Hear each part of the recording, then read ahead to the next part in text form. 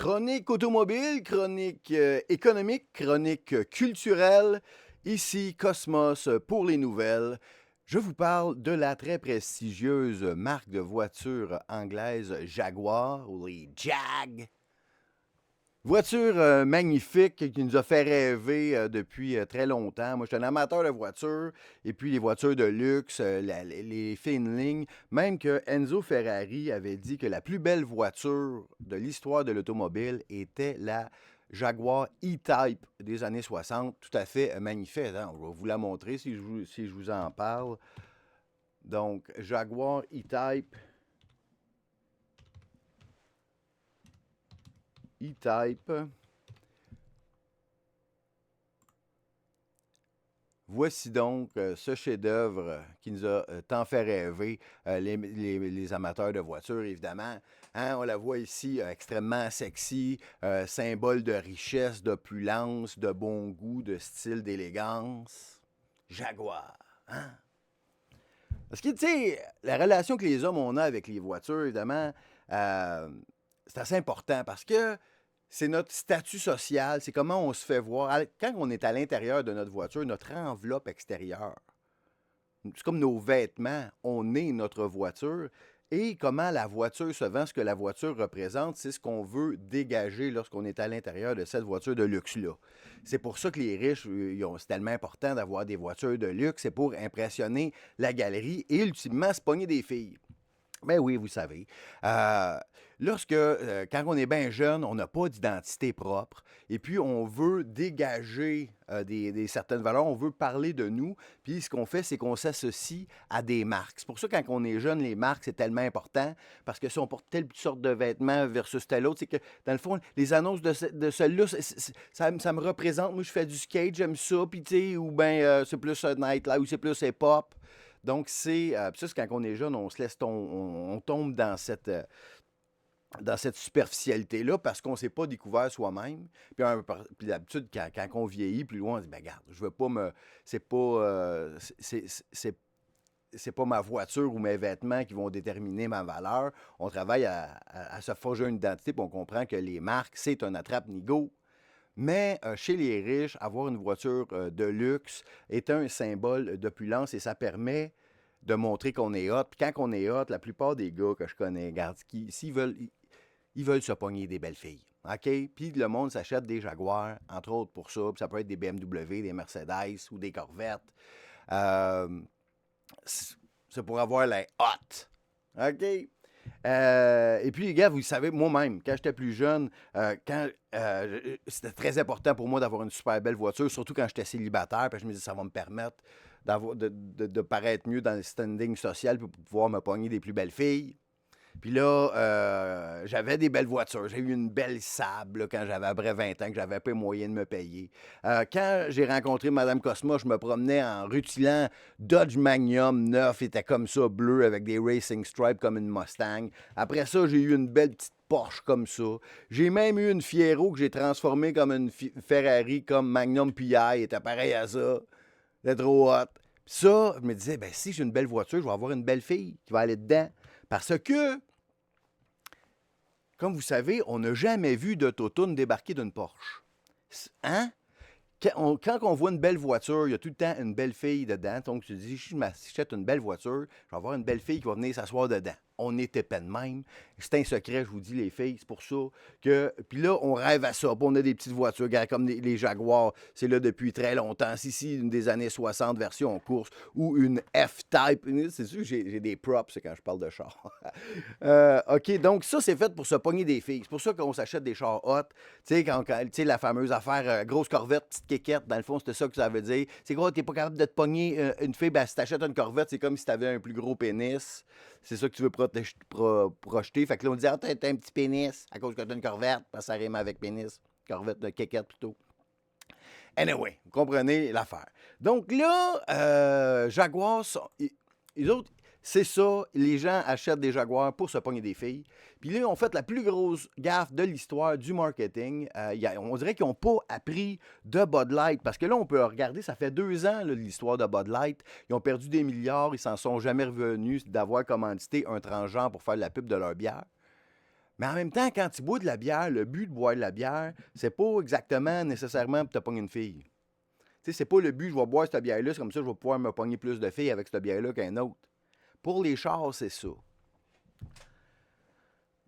Là, Jaguar, ils ont une histoire fantastique, un logo magnifique. On voit le Jaguar, le lettrage, c'est ancré dans l'histoire. C'est sûr que ceux qui les amateurs de chars, ils savent que c'est une Jaguar, c'est parce que t'aimes le trouble. C'est reconnu comme étant extrêmement non fiable. C'est super beau, super hot, mais tant rendu au garage avec ça. Le dash, on disait que c'était un arbre de Noël parce que toutes les lumières de check engine ou toutes les lumières de sensor allument parce que c'est pas fiable. Mais si t'aimes le trouble, c'est hot une Jaguar. Hey, une XJ12 des années 80. Hey, un moteur V12 là-dedans. Tu peux ramasser ça sur Marketplace, genre à 7-8 000 $. Un V12. C'est sûr, il faut t'aimer le trouble. Tu vas tout le temps rendu, tu vas tout le temps en train de bisouner après ça, mais quand il marche, t'es hot en tabarnak avec ta Jag. L'autre affaire qui est hot, qui est une Jaguar, c'est le nom. Tu sais, on va prendre la Jag. Il dit, ah! En l'eau clip de gars, je vais prendre la Jag. Tu sais, Denis va prendre son cadet. Là, j'arrive au bar au 19e trou, me commande un petit coco cognac, mes clés de la Jag sur le bar. T'sais. Les filles savent, je suis hot. Que Cosmos means business. Je dis ça, mais parce que ça me fait penser un peu à mon oncle. Mon oncle avait une Jag. Mon oncle Michel, que j'aimais beaucoup, qui nous a quittés pour un monde que l'on dit meilleur un peu trop tôt. En fait, au tout début de la pandémie, ton timing n'était pas prêt tant que ça parce qu'il a passé les années de marde, il les a pas eu. Il est mort au tout début de la pandémie, un virus bizarre est mort rapidement. Lui, il avait dans la soixantaine, puis il avait une Jag, il avait pas d'enfants, puis il sortait tout le temps avec des belles femmes, puis il avait des beaux chars, puis il était bien habillé, puis il y a même des vestons que j'ai dans ma collection que j'ai hérité de lui. Puis là, mon père, après lui, il a acheté la Jag à mon oncle quand il est mort. Puis c'est ça, tu sais. Pour moi, c'est ça. Lui, c'était un playboy, beau bonhomme, sortait avec des belles femmes, il se promenait en Jag. C'est ça qui est hot. Fait que là, c'est ça leur public, des vieux bonhommes, hot, playboy, qui vont jouer au golf puis ils veulent impressionner les chicks au club de golf, les clients de Jaguar. Fait que là, je dis, qu'est-ce qu'on va faire pour faire vendre plus de chars? On va faire comme Bud Light. On va s'auto-saboter d'une manière incroyable. Donc, premièrement, vous voyez le logo magnifique avec le Jaguar lui-même. Eh bien voilà, on nous présente ici la nouvelle mouture, la nouvelle manière qu'on écrit Jaguar. Donc, l'animal est disparu. Donc, on n'a plus le Jaguar. Et puis, le magnifique lettrage qu'on avait est devenu un lettrage tout à fait ordinaire d'une police LED, écrit en blanc sur jaune. Mais au début, quand j'ai vu ce pub-là, je comprenais pas pourquoi le monde capotait. Je voyais, OK, que c'était écrit Jaguar, mais c'était pas écrit Jaguar comme la marque de char. Fait que moi, je me disais, ben, ça va être une pub de parfum, LGBTQ+, pour ramasser de l'argent pour Meghan Rapinoe, quelque chose de même. Parce que, tu sais, des pubs de parfum, on s'attend, c'est tout le temps fucké. OK? Puis, on s'attend à ça. Ça nous amène partout. Des fois, tu sais, c'est du parfum pour femmes. Fait que c'est pas nécessairement pour se pogner des filles. Fait que, tu sais, Chanel, vous voyez. Fait que là, des fois, il y a des homosexuels là-dedans. Parce que, tu sais, là, j'ai compris que non, c'est pas une sorte de parfum Jaguar qui n'a pas rapport, parce qu'il y a des Jaguars dans la NFL. La NFL, il y a une équipe de football qui s'appelle les Jaguars de Jacksonville. Ils sont pourris. Mais, bon, je pensais que c'était une affaire de même. Non, c'est la marque de char qui ont abandonné leur lettrage magnifique avec leur logo, avec le Jaguar. Pour un... Puis là, si vous ne l'avez pas vu, vous allez capoter. Ça, c'est la vraie pub de Jaguar. C'est une niaise pas, là. Checkez ça. OK, on écoute la pub. Attends, j'ai-tu le son? Ça vous prend ça. Là, déjà là... Première image, on voit un genre d'androgyne bizarre, avec une coupe de cheveux fucked up, des épaulettes aussi. OK, OK, bon. Là, ils sortent d'un ascenseur sur une planète fucked up, habillés de manière ridicule, tu sais, comme quand on voit des parodies de parade de mode stupide. C'est quoi le rapport avec les chars? Comment que le char va apparaître? Le char, il va arriver bien vite, il va toutes les écraser, il va faire un show de boucan, c'est LGBTQ, puis il dire « Let's go, on se pogne des chicks! » Peut-être ça qui va arriver, qui sait?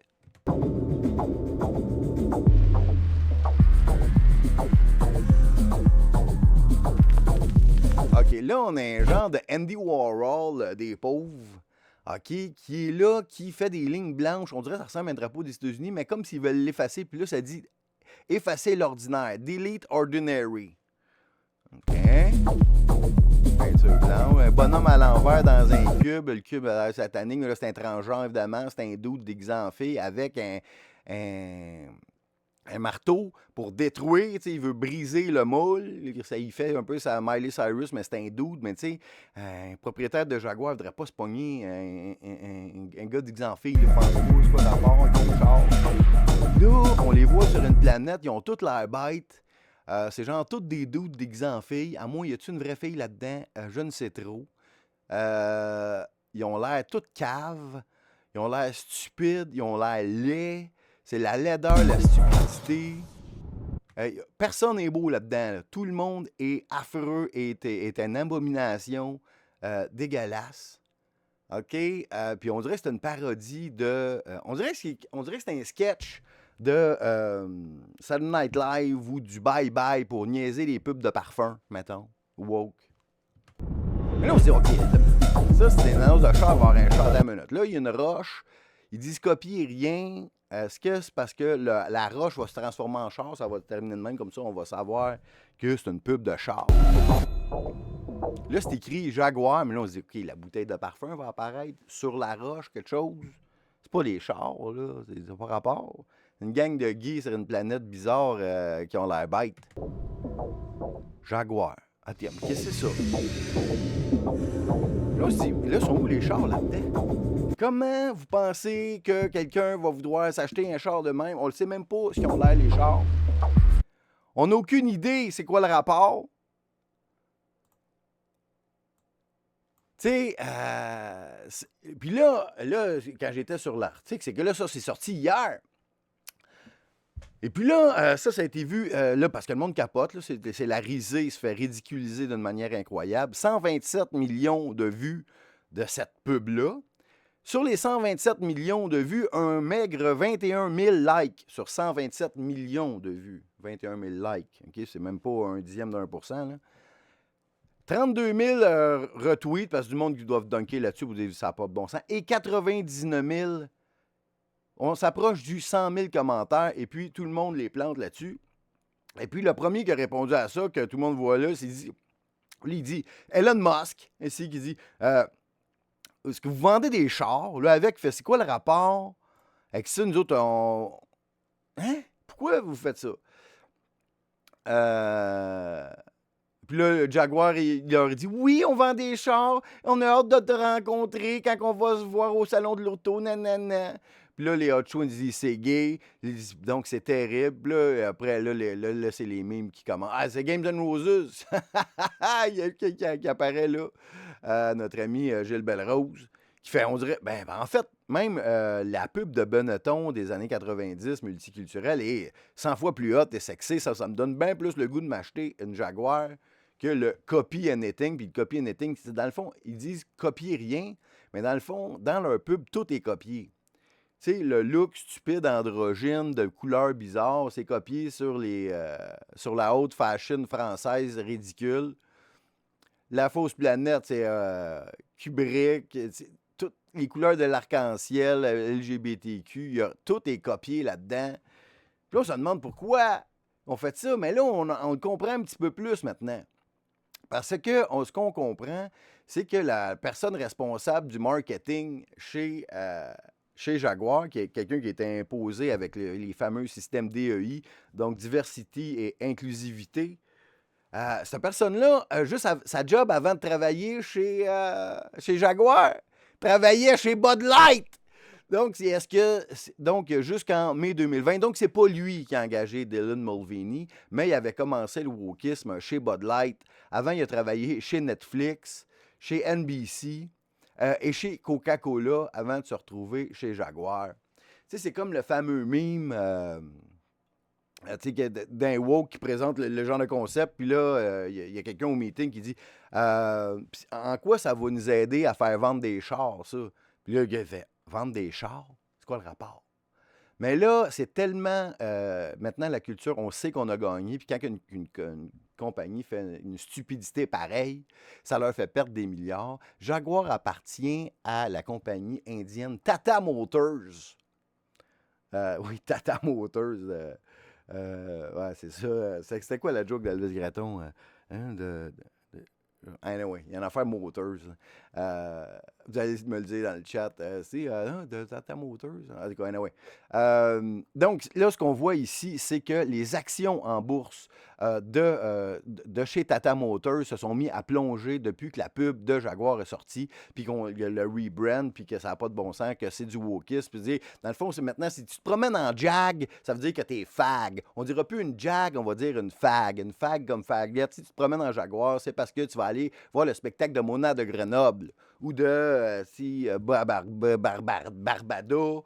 Garde, t'as ta place réservée, parking gratis à vie dans le village gay avec ta fag, avec ta Jag. Maintenant, si tu veux te pogner donc, ceux qui ont des Jaguars, je les connais, c'est les apparences. Puis les autres, les apparences, c'est important. Moi, je veux me pogner des chicks, je veux pas que le monde pense que je suis gay. Fait que je vends ma Jag, je vais aller vendre ça à quelqu'un qui sait pas, qui est gay. Ouais. De toute façon, c'est la voiture qui déprécie en termes de valeur le plus vite, Jaguar, parce que c'est pas fiable. En plus, c'est pas fiable, puis c'est fag. Maintenant, donc, il a perdu 18% dans les 6 derniers mois, et ça s'accélère depuis hier. Et puis là, le mot va se passer encore une fois. Il va y avoir des millions d'impressions, de vues. Il va falloir qu'ils reculent, qu'ils reviennent à l'ancien logo, mais le mal va être fait.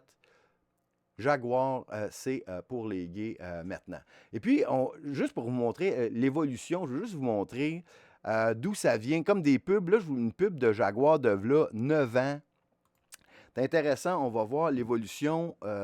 C'était quoi leur image, puis à qui ils s'adressaient dans ce temps-là. Donc, c'était un élite qui se promène.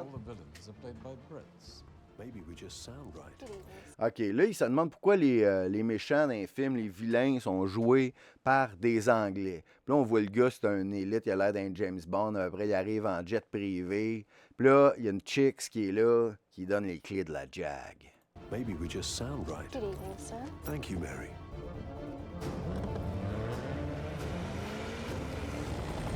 La fille, elle s'appelle Marie. Comme la, hein? Puis là, il y a un autre encore plus riche qui, lui, est dans un hélicoptère, mais l'autre, il est dans sa F-Type, il est style.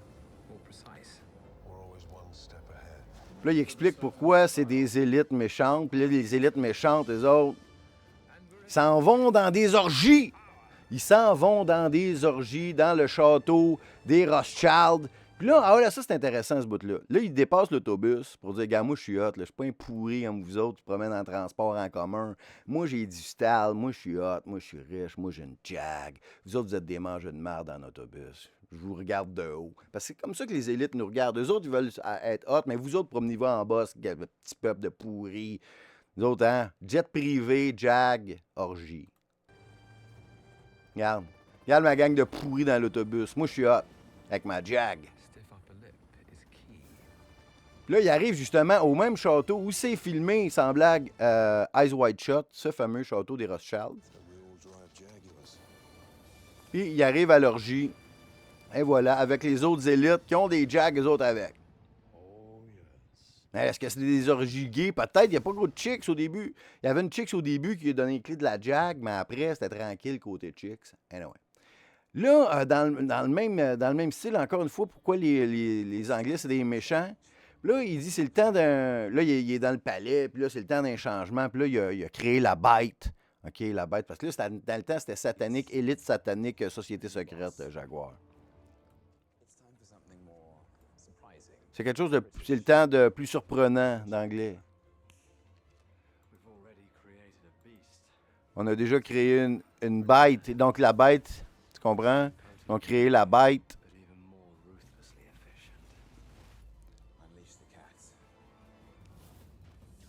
Donc, libérer le chat, la bête rouge. Donc, il y a de quoi de satanique, là, un peu. Mais je pense que c'était moins pire, le satanisme, du méchant anglais qui représente le péché, que le festival de la gaieté Pride de cette année. Ah, quand même, ça me donne bien plus le goût de m'acheter une Jag. Ça me dit au moins je pourrais être un élite. Tu sais, mettons. Là. Anyway. Mais maintenant, il y a des compagnies qui ont réagi magnifiquement. Ici, il y a quelqu'un qui met ça. Je dis, regardez eux autres, Honda, eux autres, quand tu veux faire une pub inspirante, quel genre d'affaires tu peux faire? Honda, ils représentent ici de ne pas abandonner, de ne jamais abandonner ses rêves. C'est inspirant. On l'écoute un instant. My dreams. The more I seem to learn, the more I seem to lose. I want to carry on, but not today. This is the point I give up. But not today. Abandonne pas. Il dit avant, j'abandonnais, c'était le point que j'abandonnais. Maintenant, abandonnez pas. Là, aujourd'hui, j'abandonne pas. Je vais apprendre de mes erreurs. À chaque fois que je vais avoir une défaite, ça va être une occasion pour moi d'apprendre, pour me relever comme Rocky. I want to carry on. The more I seem to lose, the more I seem to learn. My dreams will destroy my doubts. You will see me at the top. This is the last time you won't remember my name.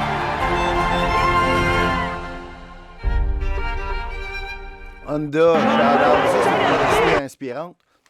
Puis là, je ne sais pas si c'était prévu, mais il y a quelques heures après la publicité fiasco de Jaguar, Porsche, une autre compagnie extrêmement hot, que, comme je vous disais, quand j'étais plus jeune, j'ai eu une Porsche comme ça, une 924, 1987, magnifique, que j'ai vendue à un certain moment donné parce que j'avais besoin d'argent.